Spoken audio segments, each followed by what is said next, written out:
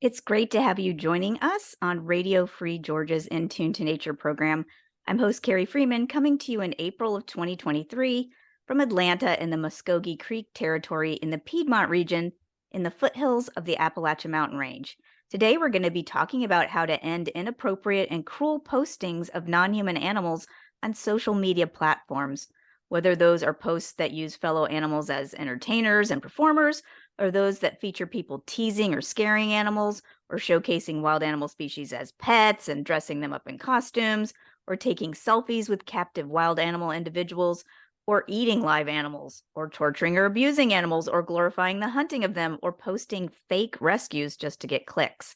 On today's show, we'll focus especially on the social media posting issues featuring wild animal species. And what's the most constructive thing to do when we encounter these inappropriate and harmful posts? And hint, it involves reporting the post to flag it, but without any engagement and comments on the post itself so we don't inadvertently make it more popular. To explain all this, our guest is Nicola O'Brien of the group Social Media Animal Cruelty Coalition. In 2020, members of the Asia for Animals Coalition formed the Social Media Animal Cruelty Coalition, also known as SMAC, with the aim of bringing organizations together to collaborate with social media platforms in order to end the availability, spread, and profitability of cruelty content, and to ensure that there are no benefits to the creation or promotion of cruelty content, whether that cruel content is obvious or ambiguous, intentional or unintentional. Their website has a lot of resources and a way to report inappropriate animal postings, and the website is smaccoalition.com, and that's spelled SMAC coalition.com. Our guest is Nicola O'Brien. After 20 years of campaigning and fundraising on a wide range of animal protection issues, including zoos, circuses, fishing, wild animals, companion animals, and more, Nicola O'Brien now leads the Social Media Animal Cruelty Coalition. Nicola's work focuses on bringing together animal NGOs and the general public to tackle animal cruelty content online. This includes extensive corporate engagement with social media platforms like Meta and YouTube, alongside public awareness campaigning. Nicola also sits on the board of trustees for the UK-registered small animal charity Tiny Paws. Nicola previously worked as interim director of the UK animal rights NGO Freedom for Animals, which included managing the UK's first ever campaign advocating for the rights of animals kept in commercial aquariums. Welcome, Nicola. Hey, thanks for having me. Nicola, first, let me thank you and your organization for taking on this monumental issue. Just from looking at your website and the examples there of animal cruelty, I know it must be emotionally hard work. Yes, obviously myself having been in animal welfare, animal rights world for a while, you think you've seen it all. You think you've seen all the different ways that humans can exploit animals, but unfortunately, looking at some of this content that's created, there's things I've never seen before, ranging from the most horrific graphic violence through to content that might seem more benign, but actually there's a great deal of animal suffering in the background. And yeah, it's tough, but as with all animal advocacy, we've just got to try and do our best to make change. Right. And in terms of social media postings, kind of like you were saying, most of us know overt cruelty when we see it, like if we see someone hitting or yelling or physically hurting an animal. And that may receive more widespread outcry, and it's more likely to be removed from social media platforms. But what are the main types of social media postings of human to non-human animal interactions that you find a lot of social media users may not immediately recognize as problematic and harmful postings?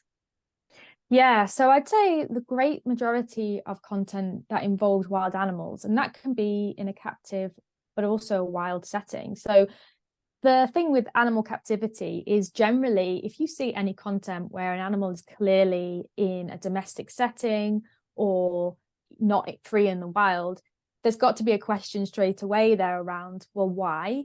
Is that in the best interest of that animal? Why should they be there? Because of course they're wild animals. And this is where the content can be quite difficult, because someone might see a piece of content and think, oh, look, the animal appears happy, they're fine, they're being potentially cared for by their owner if they're being kept as a pet, or, maybe the footage shows them being rescued and taken into someone's care. And so just looking at that video in itself, it can be quite hard to see the obvious cruelty in terms of, if it's not got violence or clear suffering. That's really tricky for people. So the main categories that we put this into is wild animals being kept as pets, because this covers such a huge range of suffering for the animals, from the point that they're being caught in the wild or being bred into an industry where they're sold as objects, for the life that they're living in someone's home. Most of the time, their needs are not going to be met. And then further to that, we see them being treated like humans a lot of the time. So being dressed up in clothes or fed human food. And again, that's completely inappropriate to these wild animals that don't behave in that way or don't need that kind of, clothing and eating ice creams. It's just not suited to those animals. The other great area, as I mentioned, is around where content shows animals being rescued from a situation in the wild, and it's portrayed as, okay, the animals may be stuck under a rock and we've just happened upon them and we want to rescue them. But in reality, that unfortunately is often staged, because the creators of this content know that people like to watch happy rescue stories of animals. So there's this growing trend of these videos being created, people watching them, supporting them, thinking it's good, but actually that animal's been put in that situation to be taken from the wild and used as a prop in social media content. And then, as you mentioned just before, Carrie, around wildlife selfies, again, it's something that isn't just on social media. It's something when people go on holiday, they might see opportunities where animals are being offered to to stand and have your photo taken with them as a souvenir from your holiday. But again, for that image, there's so much suffering that's gone on behind the scenes. And why is the animal there? How are they being controlled? And with all of these things I've just mentioned, this is being put on social media and it's being normalized, and people don't, again, it's really hard to understand it in, say, a 30-second video or a quick photo that you're looking at to really see what's gone on behind the scenes for that animal.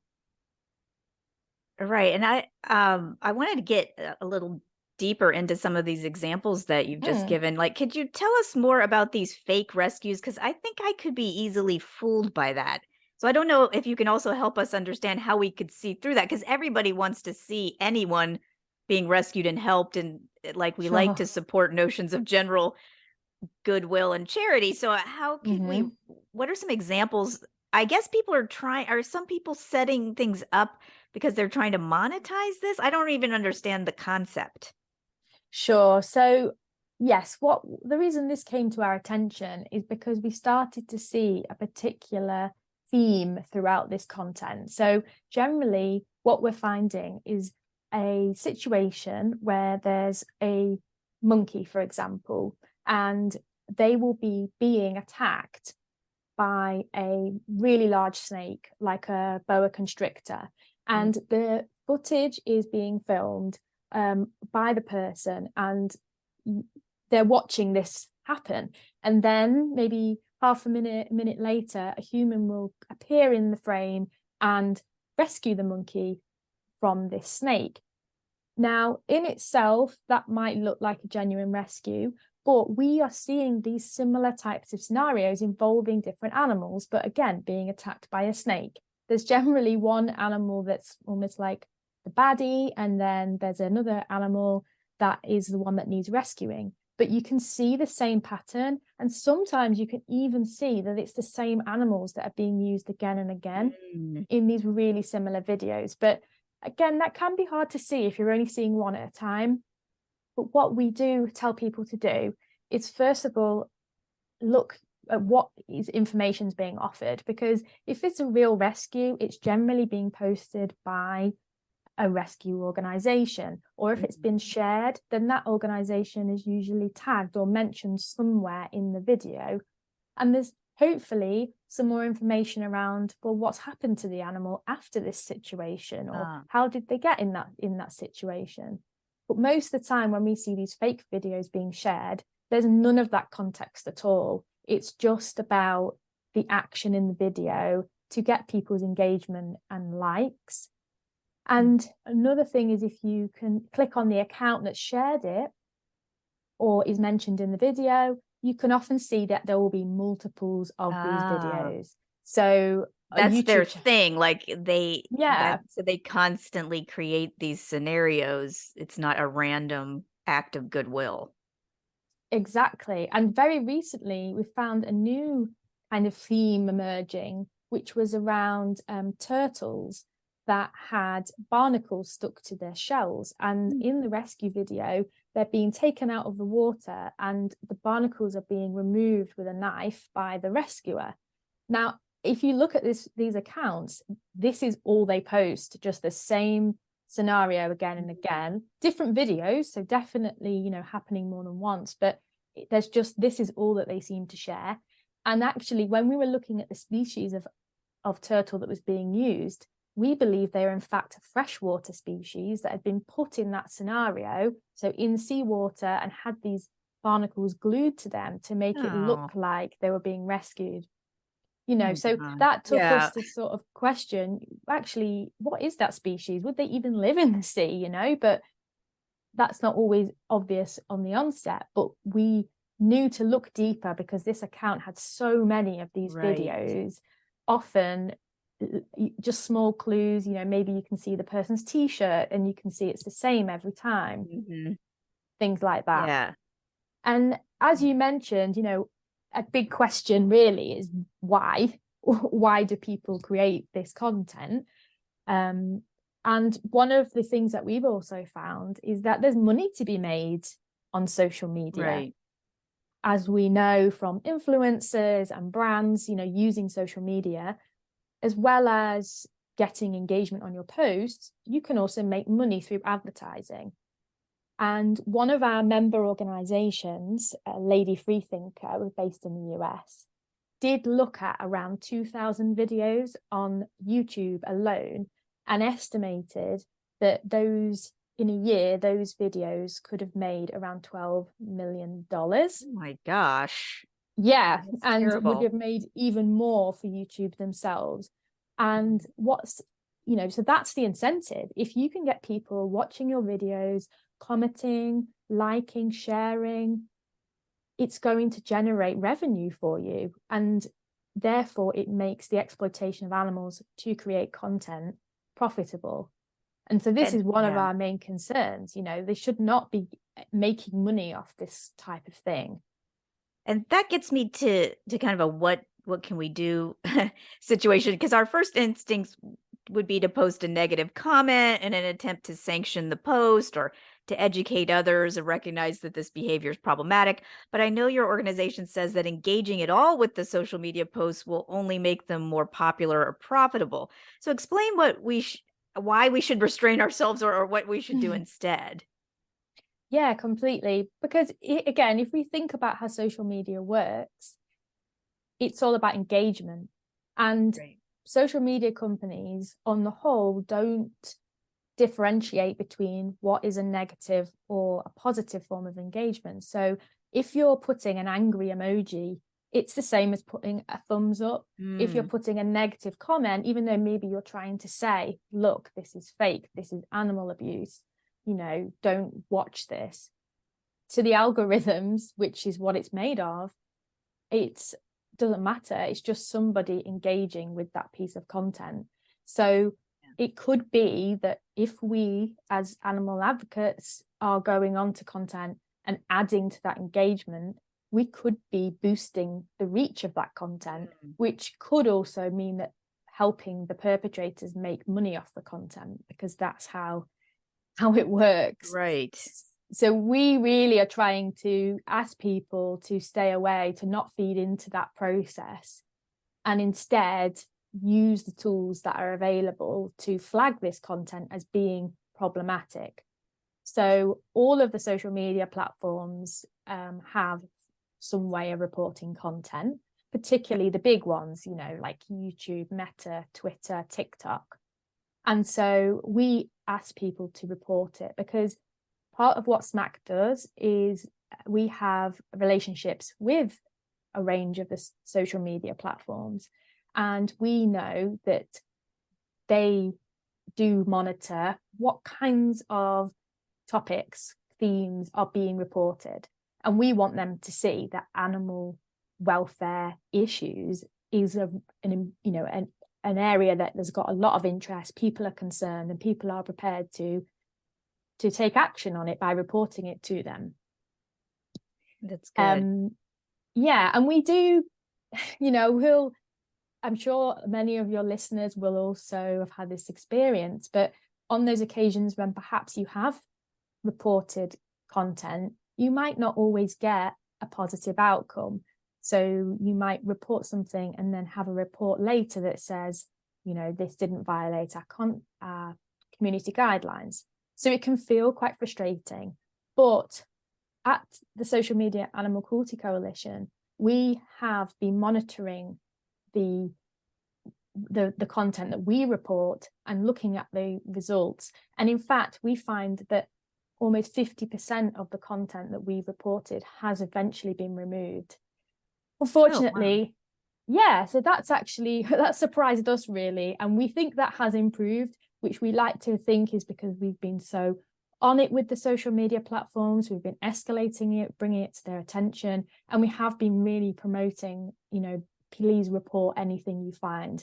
And I think that the reality is, even if you get a negative response that says, we haven't removed this content, it can sometimes take multiple reports. It can sometimes therefore take days, weeks, or months before that's removed. And that isn't good enough. Completely, it should be removed straight away, but it still all adds to the eventual removal of these videos. And it really helps us in our conversations with the platforms when we're trying to convince them that this content is not okay and needs to be removed. So it is the number one thing. Do not engage with the content and report it to the platforms. If you're just joining us on Radio Free Georgia, this is In Tune to Nature. I'm host Carrie Freeman, talking about how we as social media users can help get animal cruelty content off social media and to know it when we see it, and to avoid inadvertently promoting it by trying to critique it through engagement. Our guest is Nicola O'Brien from the Social Media Animal Cruelty Coalition. Their acronym is SMAC. Their website for reporting inappropriate animal postings is smaccoalition.com.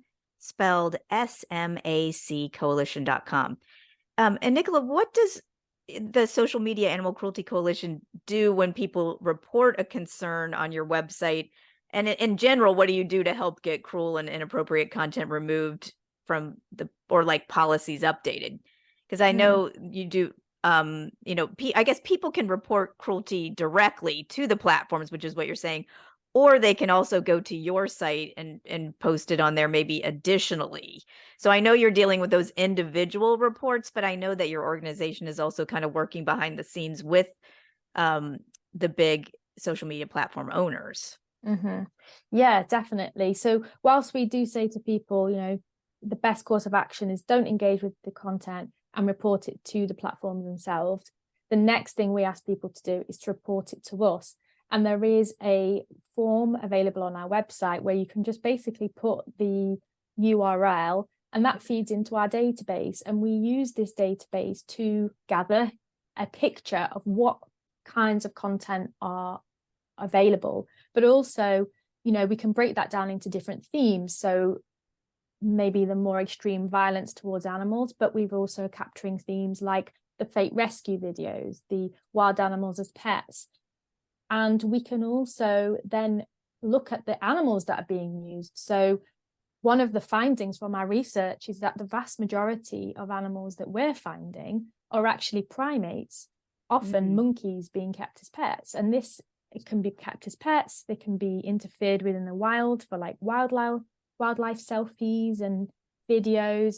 And then also, unfortunately, there are some people that want to abuse primates quite severely. So, our research has shown us that, and that is something then we can use in our conversations with the platforms. And the way that these conversations go is that we go with the aim of the platforms improving their policies, because at the moment, most of them have wording against animal cruelty, but it's very, very vague. There's no specifics, and it generally focuses on more of the physical abuse to animals. You know, it's not capturing psychological. There's nothing about psychological suffering. When you're talking about wild animals being, you know, teased by members of the public so that they can be filmed when they're in the wild, or they're being kept as animals and dressed up in human clothing and, you know, made to ride on bicycles or pretend that they're going shopping so they can be filmed. Like, you know, this is all having a psychological impact on that animal, and it can be a long time building up and intensifying, like the longer they're kept in that situation. And at the moment, there's no recognition of that at all by any of the social media platforms. Oh, none of them? So if we tried to report like a wild animal selfie picture, or like these, or people dressing up monkeys in dresses or something, none of that would get removed unless the policies change. So that's one of the things that you're saying we could, when we're trying to flag content, is that we're saying the psychological harm, or and what not only is it psychologically damaging to those individuals perhaps who are in the pictures, but I think the larger issue is that it's promoting this behavior in the wider society. It's saying to us, oh, wouldn't it be cute to have a monkey or a squirrel as a pet?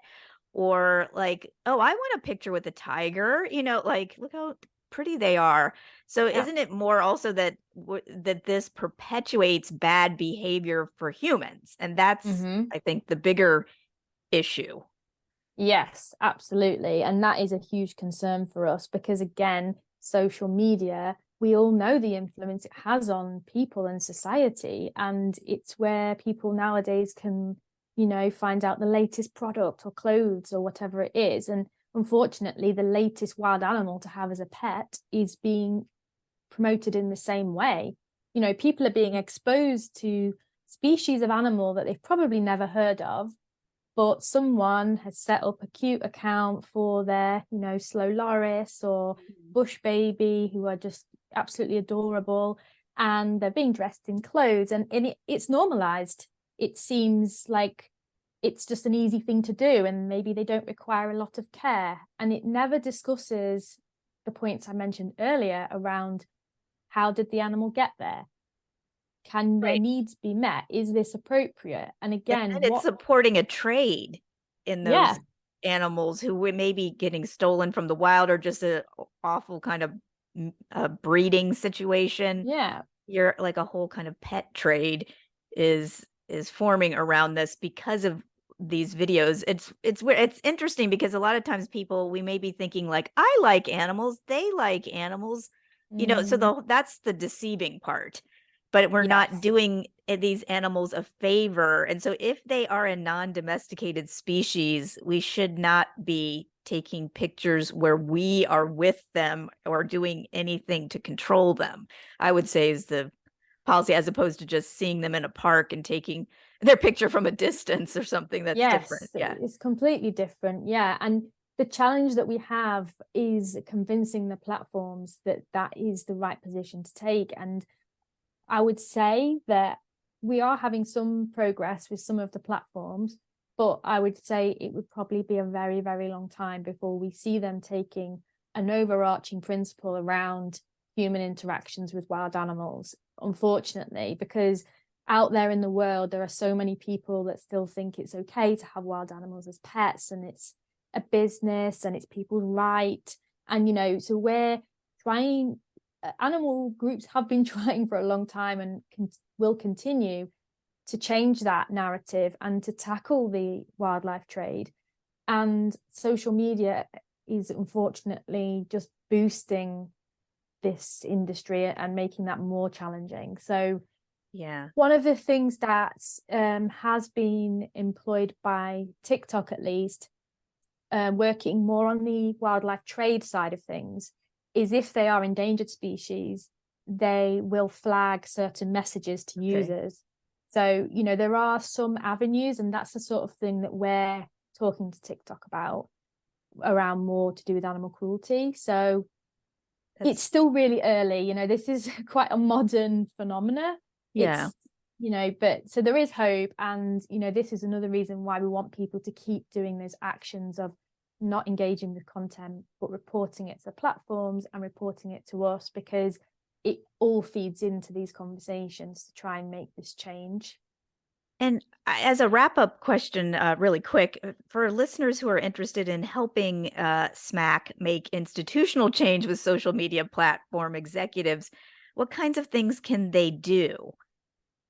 Yeah, so this, I will admit, is a tough one, because there isn't just one email address we can all support, send emails to. But we do have a few petitions on our website, which SMAC is made up of lots of different organizations working on this issue. So we do host some of their petitions, and some of these we're hoping to hand into Meta in particular very soon. So you can support those petitions.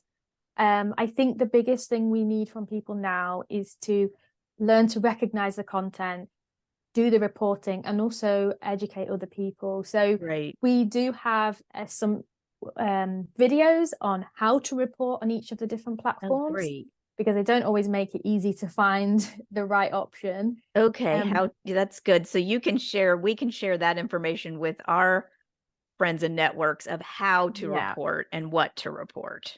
Yes, and there's also some videos called Ask Yourself, which are prompts to help people question what it is they're seeing in content, to help guide them in looking for clues of how to identify that actually maybe this isn't okay and shouldn't be on social media.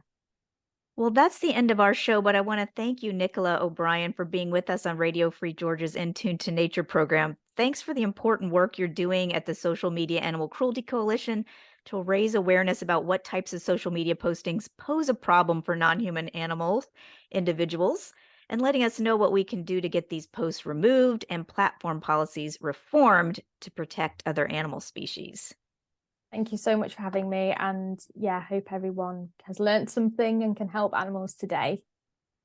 And to our listeners, thank you for tuning in to Tune to Nature, broadcasting every Wednesday at 6:30 p.m. Eastern Time, online at wrfg.org and on Atlanta radio station 89.3 FM. We post action items, news, and podcasts on the show's website, facebook.com/intune-to-nature. The views and opinions expressed on the show do not necessarily reflect those of WRFG, its board, staff, or volunteers.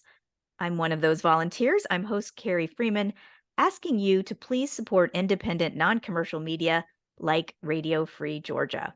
And remember to take care of yourself and others, including other species, whether it's online or in your own neighborhood. Thank you for listening. Cheers.